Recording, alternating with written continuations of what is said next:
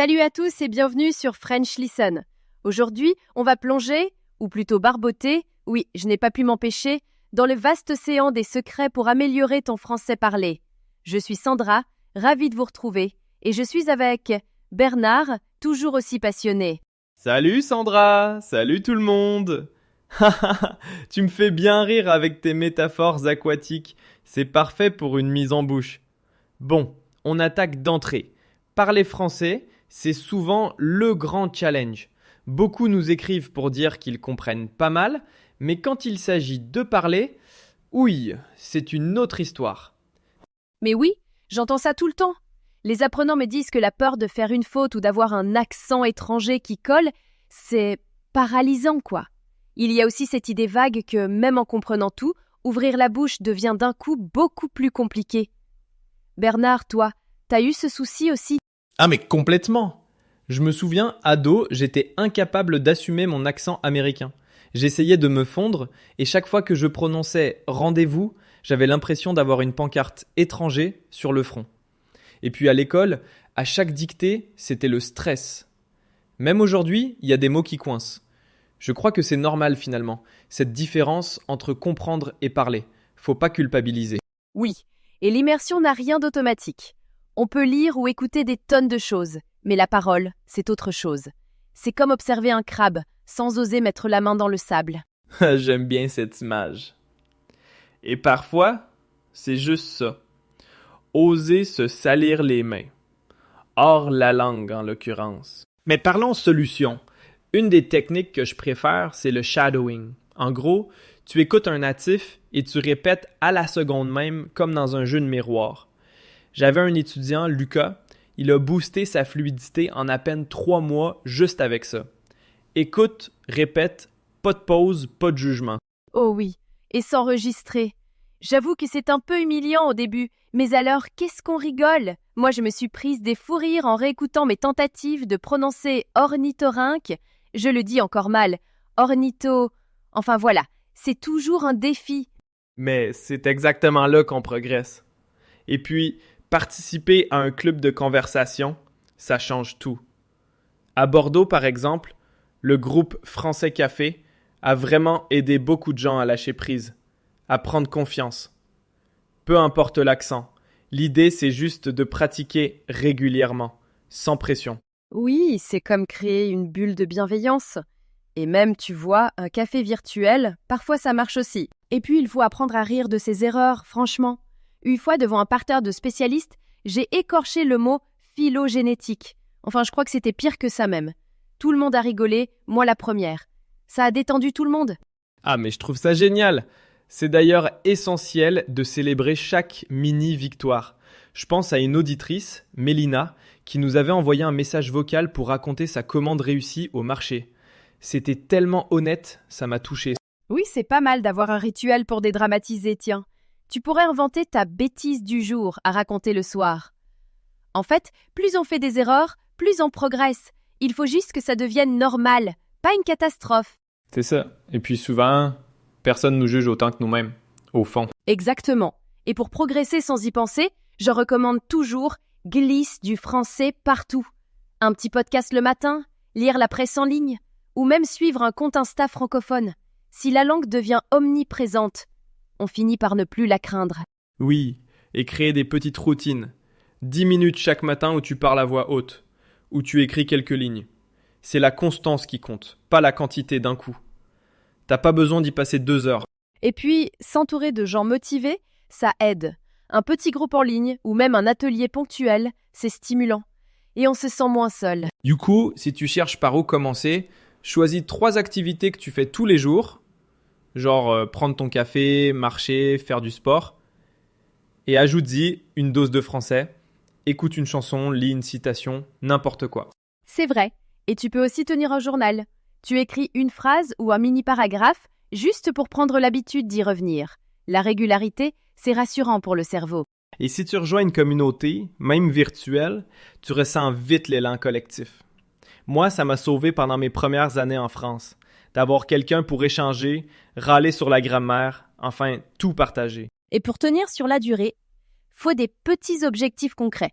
Genre, tenir 10 minutes de conversation, regarder un film sans sous-titres. Ça permet de voir le chemin parcouru. Oui. Et varier les méthodes. Jeux de rôle, quiz, défis entre amis. Il faut casser la routine. Même une partie de devinette peut tout changer. N'oublie pas de te récompenser, hein. Une petite pâtisserie, une sortie, peu importe. Il faut que rester motivé soit aussi agréable que possible. Et quand tu sens que tu t'essouffles, reviens à tes objectifs.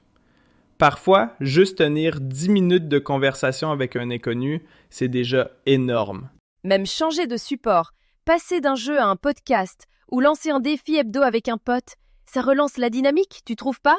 Ah si, totalement. Et puis, chaque étape mérite sa petite fête. Je me souviens de la joie d'acheter mon premier roman en français. Je me suis senti officiellement intégré, tu vois. On revient toujours à la même idée. Entoure-toi de français. Podcasts, réseaux sociaux, journaux, tout est bon pour se plonger dans le bain. Oups, je recommence. Et ne sous-estime pas la puissance d'une routine. Un quart d'heure à voix haute ou un petit journal chaque jour, ça ancre une habitude. La régularité te rend plus à l'aise petit à petit. Puis rejoins un groupe, même juste pour papoter autour d'un sujet. Ça met une vraie dynamique. Et le tout sans stress. Tu sais, la peur de parler en public, c'est chez tout le monde. Même moi, je flippe encore parfois pour des conférences. S'entraîner devant le miroir ou s'enregistrer, ça aide à apprivoiser sa voix. Même si, perso, je trouve toujours étrange de m'écouter. Oh, pareil! L'ambiance des ateliers de discussion, où chacun y va de sa petite histoire, c'est rassurant. Surtout si tu prépares quelques phrases clés à l'avance, tu stresses moins qu'en improvisant tout. Oui, la préparation, c'est pas de la triche. Ça réduit la panique, franchement. Bon, parlons gadgets. Tu as déjà testé Duolingo ou Babbel? Même les flashcards sur Anki. Moi, ça me motive, ces petites victoires numériques. J'adore aussi parler à mon téléphone. Siri en français, ça me donne l'impression d'avoir un prof virtuel dispo 24/7. Et puis, YouTube ou les tutos avec sous-titres, c'est top pour améliorer compréhension et oral. Faut juste oser répéter derrière l'écran, même si c'est bizarre au début. Oh, pratiquer avec d'autres. Rien ne remplace ça. Un club de conversation, un tandem linguistique, c'est l'idéal pour s'entraîner. Tu apprends, tu échanges, chacun fait des erreurs et personne ne juge. Oui, et j'ajouterais, prévois des rendez-vous réguliers. Ça peut être informel, mais si c'est marqué dans ton agenda, c'est plus facile de s'y tenir. Les jeux de rôle ou petits débats, c'est génial pour sortir de la zone de confort. Alors, pour une progression naturelle, regarde où tu peux glisser un peu de français dans ta journée. Le matin avec un podcast, une citation ou en tenant ton journal. Ça paraît anodin, mais ça construit peu à peu une nouvelle routine. Sans oublier l'effet de rejoindre une communauté, même en ligne. C'est une source énorme de motivation et de feedback, et ça permet de se sentir soutenu, même dans les coups de mou. Tu sais ce qui m'aide aussi? Prendre 2 minutes avant de parler pour visualiser la scène. Je m'imagine réussir, parler avec aisance, les détails. Ça met dans un bon état d'esprit. Je le fais aussi, et j'ai une fiche positive sur mon frigo. Je progresse chaque jour. Ça me fait sourire à chaque fois. Après chaque interaction, je note ce qui a marché.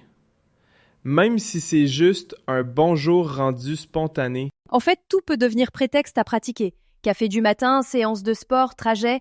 À chaque moment, on pique une phrase, une chanson, un article. C'est du bonus sans pression. Et l'idée de la mini-routine quotidienne, ça marche vraiment. 10 minutes à voix haute ou écrire ce qui te passe par la tête.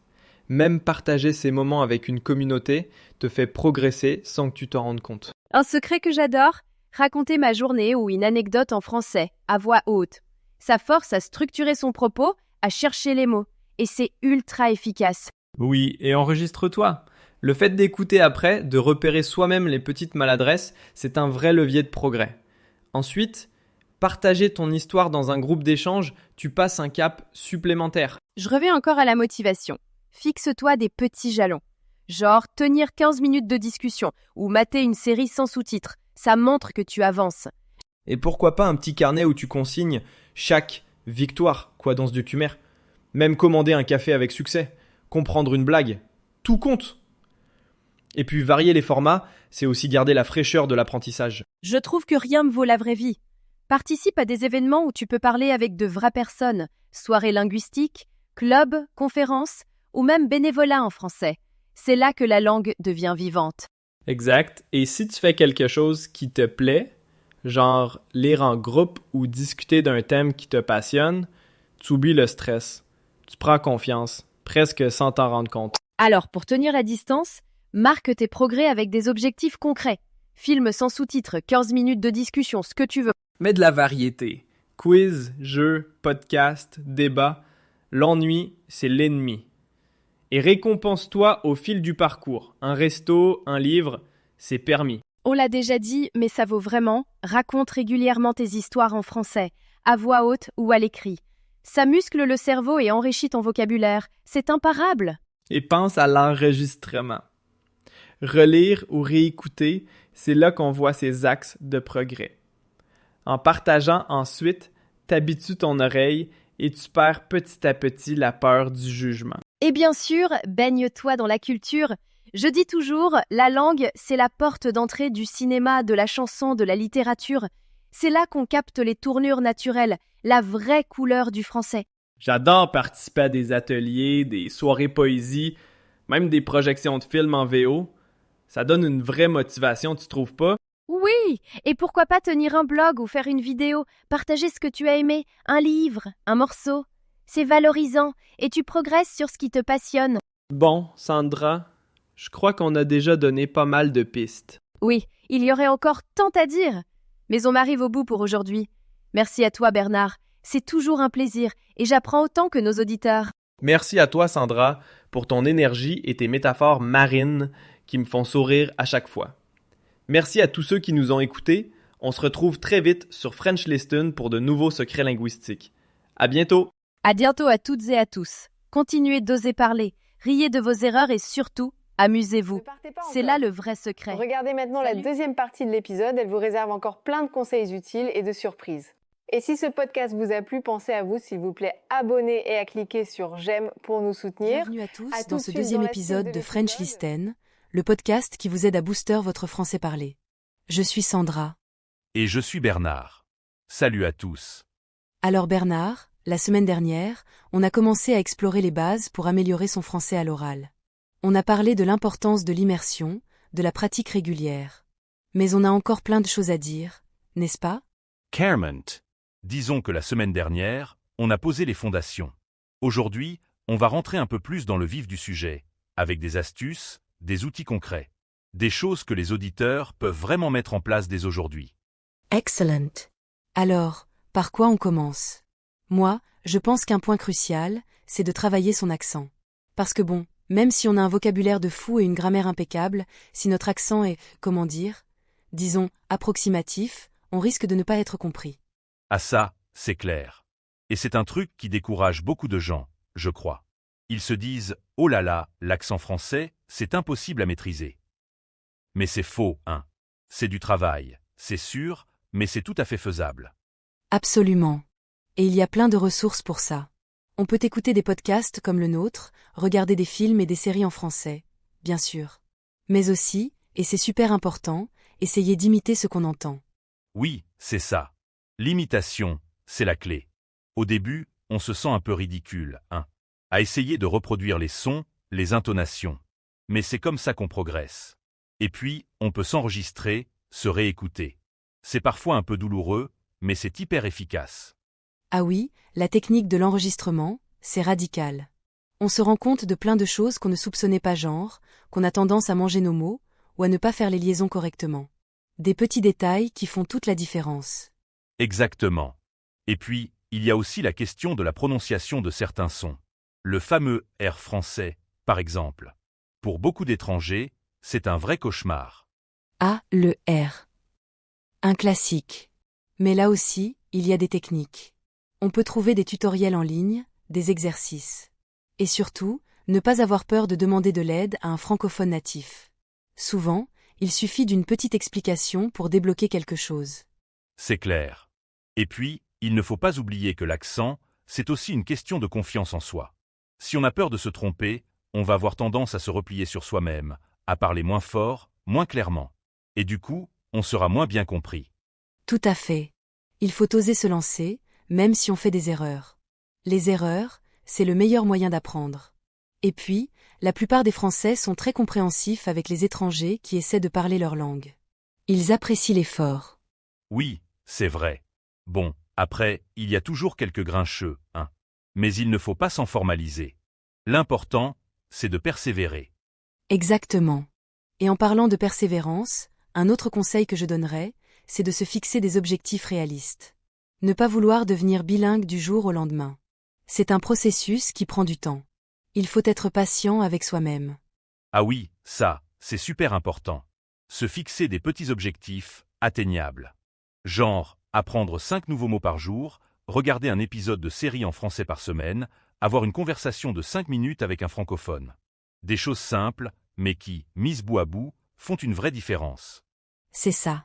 Et puis, il faut aussi varier les plaisirs. Ne pas se contenter d'étudier la grammaire et le vocabulaire. Il faut aussi s'amuser.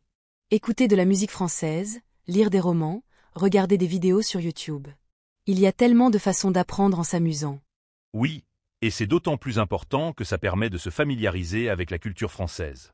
Parce que la langue, c'est aussi un reflet d'une culture, d'une histoire. Et si on comprend la culture, on comprend mieux la langue. Absolument. Et puis, ça permet de mieux comprendre les références, les blagues. Parce que bon, l'humour français, c'est particulier, on va dire. C'est le moins qu'on puisse dire. Mais c'est tellement enrichissant de pouvoir apprécier cet humour. C'est un signe qu'on a vraiment progressé dans sa compréhension de la langue. Oui, c'est un peu comme un rite de passage. Bon, on arrive déjà à la fin de cet épisode. Le temps passe vite quand on s'amuse. C'est clair. Mais on a encore tellement de choses à partager sur ce sujet. On fera peut-être une 3e partie, qui sait? Pourquoi pas? En attendant, j'espère que cet épisode vous aura donné des pistes concrètes pour améliorer votre français parlé. N'hésitez pas à mettre en pratique nos conseils et à nous faire part de vos progrès. Oui, on adore vous lire. Et si vous avez des questions, des suggestions, n'hésitez pas à nous contacter sur les réseaux sociaux. On est toujours ravis d'échanger avec vous. Merci à tous d'avoir écouté French Listen. On se retrouve la semaine prochaine pour un nouvel épisode. Regardez maintenant la bientôt. 3e partie de l'épisode qui vous réserve encore plus de conseils utiles et de surprises. Et si vous aimez ce podcast, n'oubliez pas de vous abonner et de cliquer sur j'aime pour nous soutenir. Alors, À tout à j'ai l'heure pour la quelque suite chose de de super l'épisode. cool pour toi aujourd'hui. On va parler du français parlé, c'est ça? Absolument. C'est un sujet qui me passionne, et je suis ravi de partager mes astuces pour aider les gens à s'exprimer plus naturellement en français. Super. Parce que, pour beaucoup de gens, la grammaire c'est une chose, mais, parler, c'est autre chose, non? Complètement. La grammaire, c'est la structure, mais le français parlé, c'est la vie, c'est l'expression, c'est la spontanéité. Il faut que ça sonne naturel, que ça vienne du cœur. Oui, mais, comment on fait ça, concrètement? C'est quoi, le secret? Est-ce qu'il y a un secret? Il n'y a pas de secret magique, mais il y a des techniques, des habitudes à prendre. D'abord, il faut s'immerger dans la langue, tu vois. Écouter, écouter, écouter. Des podcasts comme French Listen, des films, de la musique. S'habituer au son, au rythme, à l'intonation. Ah oui, l'immersion. C'est vrai que, c'est important. Mais, parfois, c'est difficile de trouver des ressources intéressantes, non? Bien sûr, mais aujourd'hui, on a tellement de choix. Il y a des plateformes de streaming, des chaînes YouTube, des applications. L'important, c'est de trouver ce qui te plaît, ce qui te motive. Si tu aimes le cinéma, regarde des films français. Si tu aimes la musique, écoute des chanteurs francophones. Tu vois ce que je veux dire? Oui, oui, je vois. Et après, il faut pratiquer, hein? Mais, c'est pas toujours facile de trouver des gens avec qui parler. Alors là, c'est un point crucial. Il faut oser. Oser parler, même si on fait des erreurs. C'est en se trompant qu'on apprend. Et il y a plein de façons de pratiquer.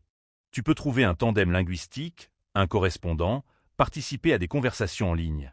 Il y a même des cafés de langue où tu peux rencontrer des francophones. Un café de langue. C'est une bonne idée, ça. Je devrais peut-être essayer. Absolument. Et n'aie pas peur du ridicule. Les Français apprécient quand les étrangers font l'effort de parler leur langue, même si c'est imparfait. Ce qui compte, c'est la communication, l'envie de partager. Oui, c'est vrai.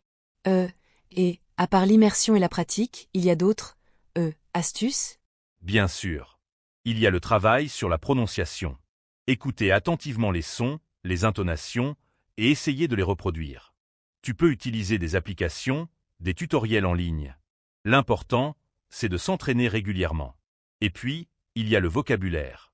Apprendre des expressions idiomatiques, des mots familiers. Ça rend le français plus vivant, plus authentique. Ah oui, les expressions idiomatiques. C'est pas toujours facile à comprendre, ça. C'est vrai, mais c'est ce qui fait le charme de la langue.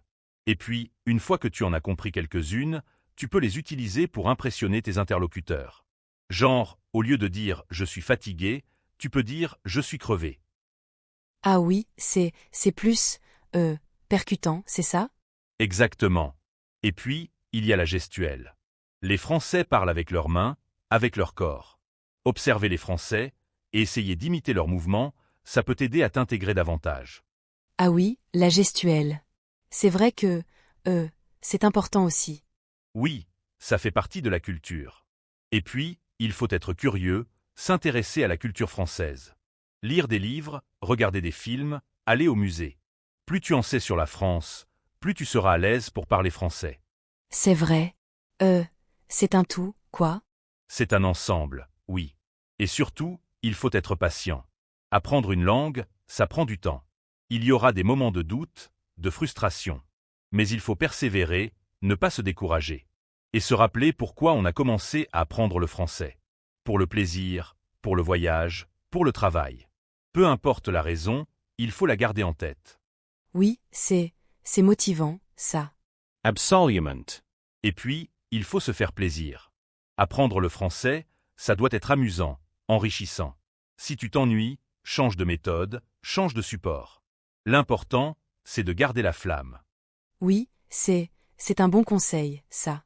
Je crois que, j'ai compris l'essentiel. Merci beaucoup. Mais de rien. J'espère que ces conseils aideront nos auditeurs à améliorer leur français parlé. Et n'oubliez pas, le plus important, c'est de se lancer, de parler, de s'amuser. C'est tout ce qui compte. Et voilà, c'est la fin de cet épisode de French Listen. Merci à tous de nous avoir écoutés, et à bientôt. À bientôt. Et n'oubliez pas, parlez français.